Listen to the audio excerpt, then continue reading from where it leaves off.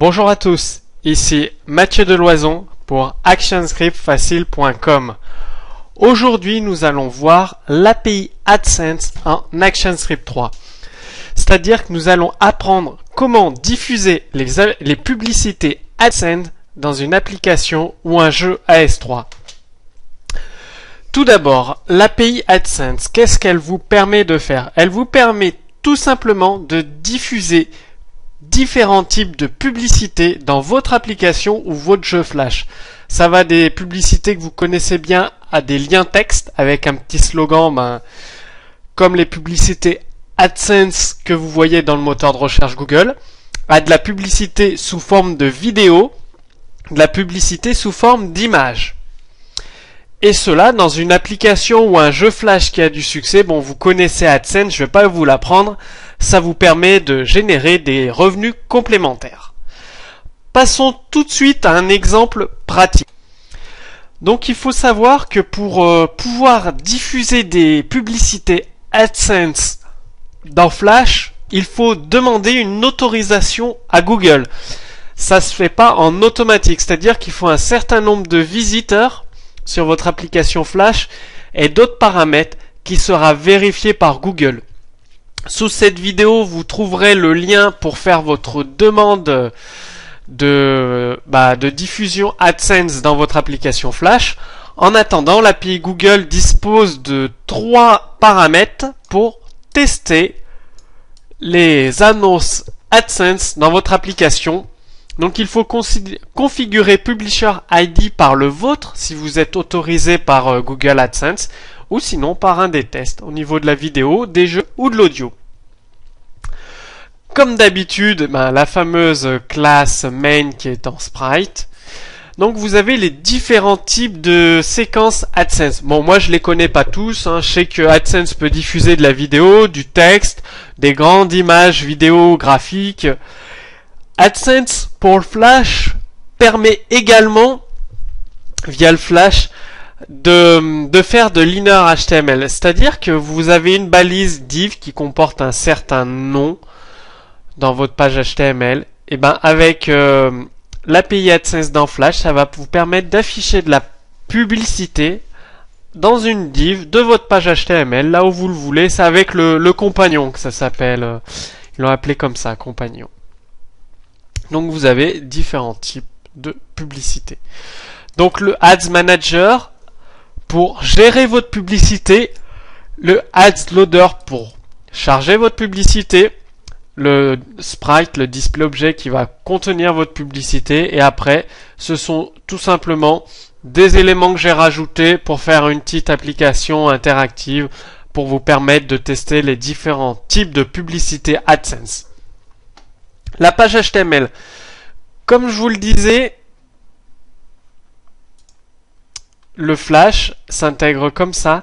Il peut faire un inner HTML, donc le Flash va appeler cette fonction JavaScript pour afficher une publicité dans votre page HTML. Donc moi j'ai commenté, en principe c'est ça. C'est-à-dire que avec AdSense, vous le savez, il peut afficher des publicités de différentes tailles.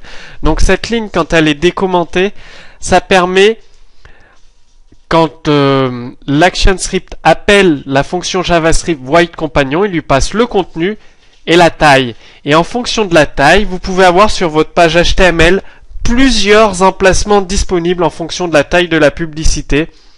C'est pour ça que si on descend plus bas dans notre page, il y a des divs définis comme ceci en fonction de la taille qui seront pas, moi je les ai mis au même endroit dans la page HTML, mais vous c'est en fonction de la structure de votre site, vous les placerez dans des endroits différents.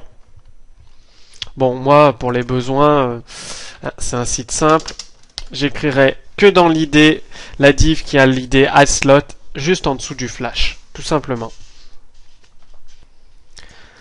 Donc passons tout de suite, une fois que notre application, notre scène est donc initialisée, on crée notre container pour les publicités, on le positionne à 30-50, on l'ajoute sur la scène. Pour les publicités, en fait, c'est qu'on peut les publicités AdSense, on peut les intégrer donc où on veut dans du Flash, donc dans une vidéo par exemple, je sais pas, dans une interface. Enfin, pour l'exemple, j'ai pris une vidéo, donc j'initialise tout simplement un player vidéo et un bouton Play Pause et je charge la vidéo.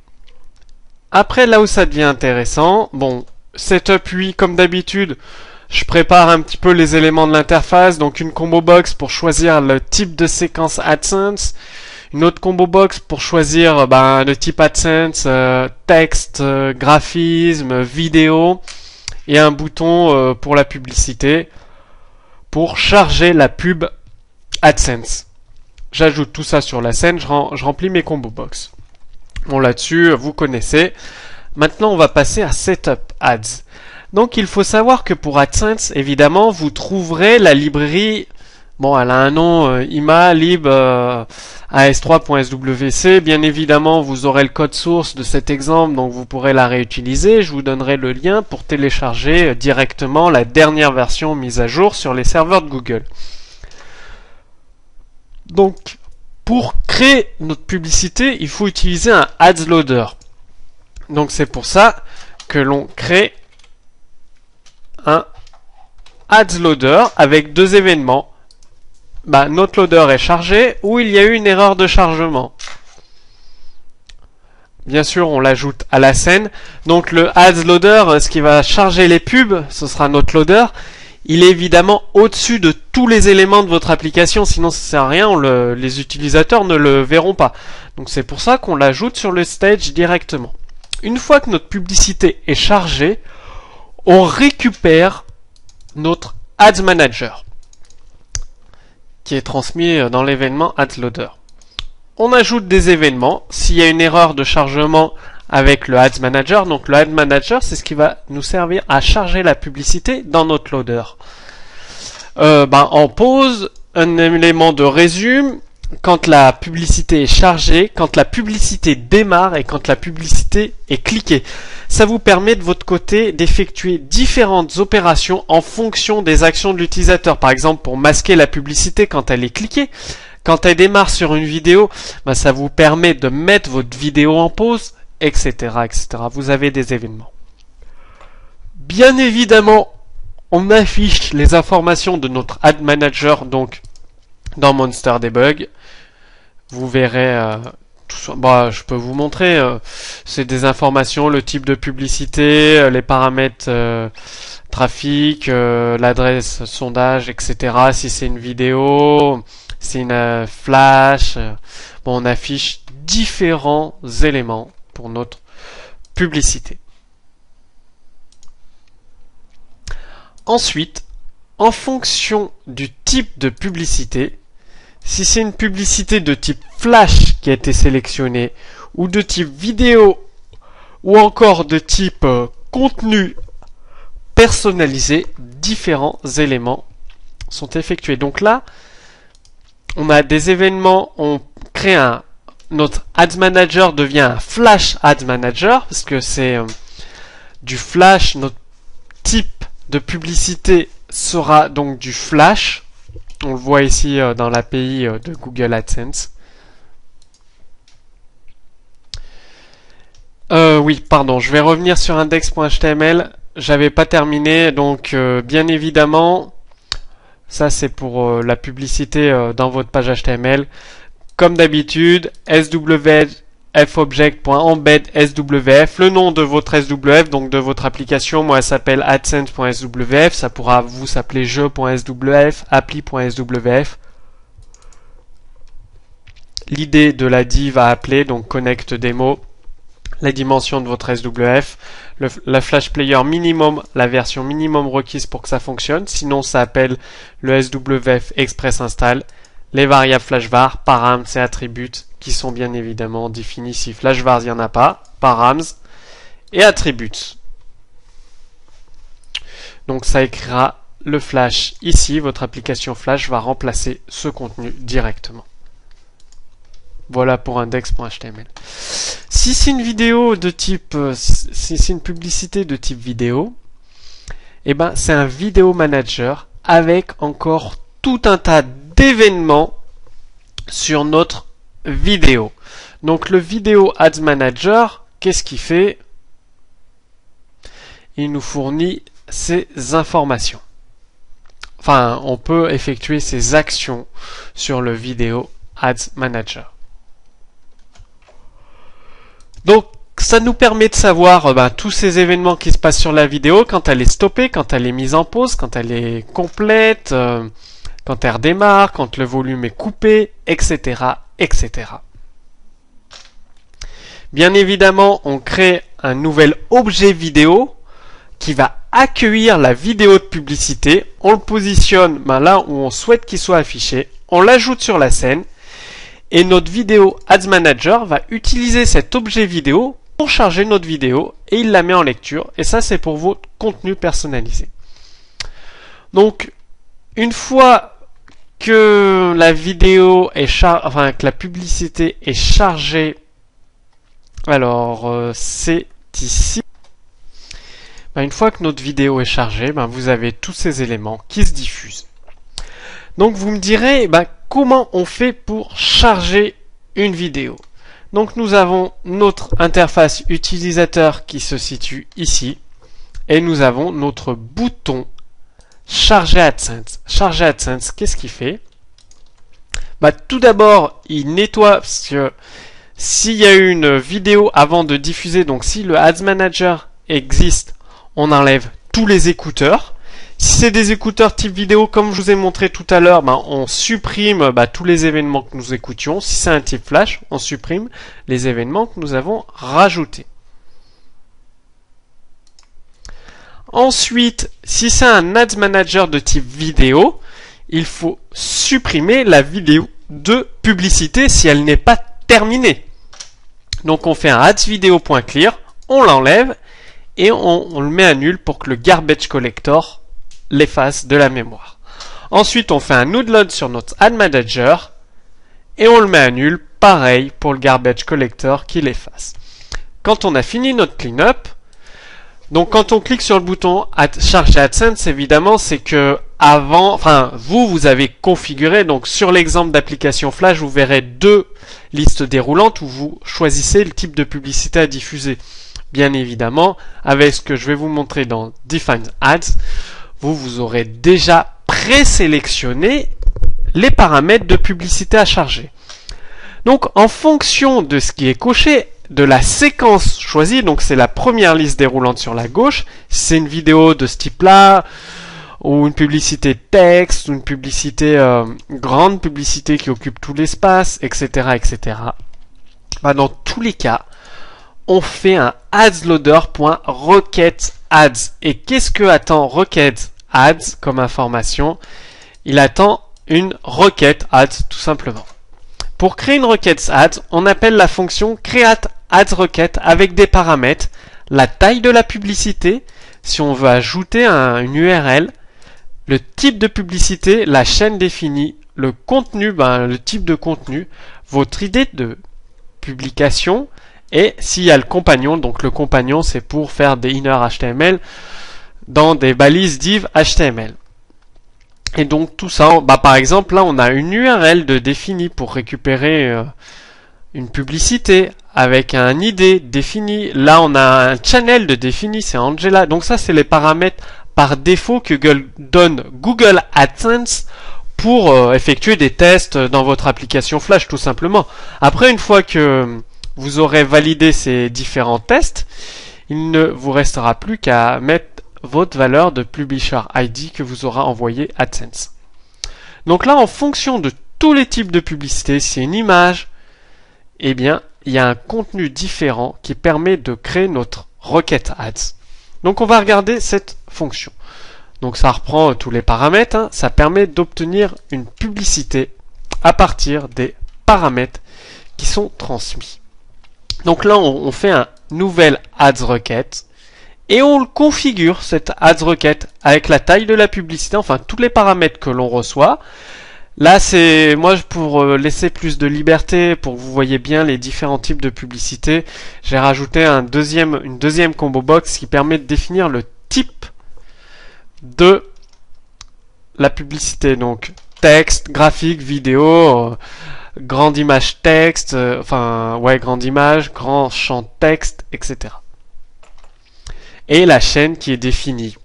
En fait, c'est un tableau de chaîne, c'est-à-dire qu'on peut donner un tableau, plusieurs chaînes, comme AdSense. Ça, c'est technique, moi, AdSense, je connais pas trop, j'utilise juste l'API, donc bon, il y a cette fonctionnalité, je l'ai implémentée, et on renvoie AdSense. Et donc, qu'est-ce que ça fait? Ça lance le chargement, comme je vous ai montré tout à l'heure. Si on revient sur notre AdSense Loader, qui est ici, et bien une fois que la publicité est chargée, on écoute les différents événements, comme je vous ai montré tout à l'heure. Si c'est une publicité flash, ces événements-là. Si c'est une publicité vidéo, ces autres événements. Avec toujours pour la vidéo, le container ads qui est défini sur le stage dans l'image du flash. Enfin, est défini, tiens, je vais le mettre en français. Et déclaré dans le flash sur le stage.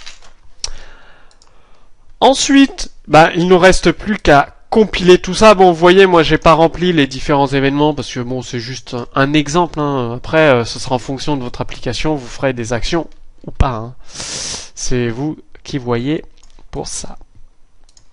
Alors, compilation AdSense. Et on va voir ce que ça donne à l'écran tout ça.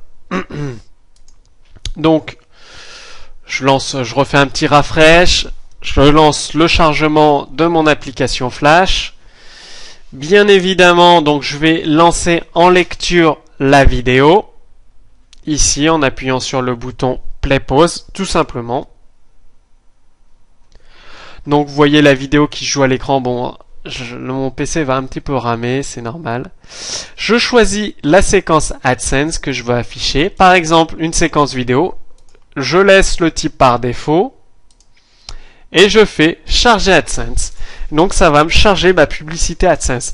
Bien évidemment, vous, dans votre application Flash, vous n'aurez pas ces boutons charger AdSense. Par exemple, vous pourrez utiliser un timer pour lancer le chargement de la publicité AdSense. Ou alors, dès que le joueur termine un niveau, vous lancerez le chargement de votre publicité AdSense.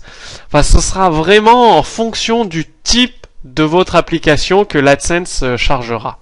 Et voilà, donc la vidéo c'est sur pause derrière, et ça c'est la vidéo de publicité renvoyée par AdSense. Donc l'intérêt d'avoir un display object pour diffuser cette vidéo, c'est de pouvoir le rendre interactif et de mettre un effet de clic dessus. Bon, moi j'ai pas mis de clic parce que j'en ai pas rajouté, mais c'est à vous de le faire.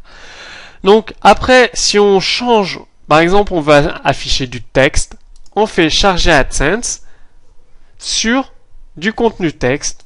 Et donc là, vous avez votre contenu texte que vous avez sûrement dû voir dans des applications Flash où le texte est affiché comme ça. Dans les vidéos YouTube, c'est affiché de la même manière. Vous pouvez masquer la publicité. Et là, vous pouvez choisir d'autres types de vidéos, de publicité. Le texte full slot, ça affiche une grande image texte avec la publicité. Toujours possibilité de la masquer. Vous avez graphique. Donc ça affiche une publicité sous forme d'image qui va se charger. Ça prend un peu de temps. Il y a la vidéo en même temps. Je vais la mettre sur pause. Voilà. Vous voyez une image avec un lien. Si je clique sur le lien, ça me renvoie sur le site. Vous avez d'autres types. Par exemple, full slot. Donc c'est une pleine image, une publicité en grand écran, en pleine image. Texte graphique. Enfin bon, vous avez tout un tas d'options qui vous permettent d'afficher en fonction du type de votre application les publicités qui conviennent le mieux. Donc cette interface, cette petite application justement, ça va vous permettre de tester les différents types de publicités, comment vous allez les placer dans votre application Flash, etc., etc. Après, vous avez différents types d'actions dynamiques. Enfin bon, moi j'ai pas tout testé, hein, parce que les publicités AdSense, je n'utilise pas du tout. Donc voilà un petit peu une présentation de comment utiliser l'API AdSense. Vous voyez qu'il n'y a rien de bien compliqué, il suffit de d'avoir le plus important, c'est votre idée de publisher fournie par Google, donc d'être accepté dans le programme publicité Google. Donc on repasse, le plus important, comme je vous l'ai dit, c'est donc d'une part le Ads Loader et d'autre part, bon, bien penser à nettoyer, c'est Define Ads, le Ads Loader quand on fait une requête de ads, donc la création de notre publicité en fonction de ces différents paramètres que vous voyez ici. Après le reste, bon, il y a des événements qui sont importants ici. Cela ou cela, par exemple, si c'est dans une vidéo, vous stoppez votre vidéo, sinon l'utilisateur va entendre deux sons différents, c'est pas terrible. Si vous êtes dans un jeu vidéo, vous pouvez le mettre en pause. Enfin bon, c'est à vous de choisir. Et pensez à utiliser le SWC mis à jour par Google. Si nous regardons tout le debug qui a été effectué, donc notre application démarre, bon ça c'est quand on clique sur pause.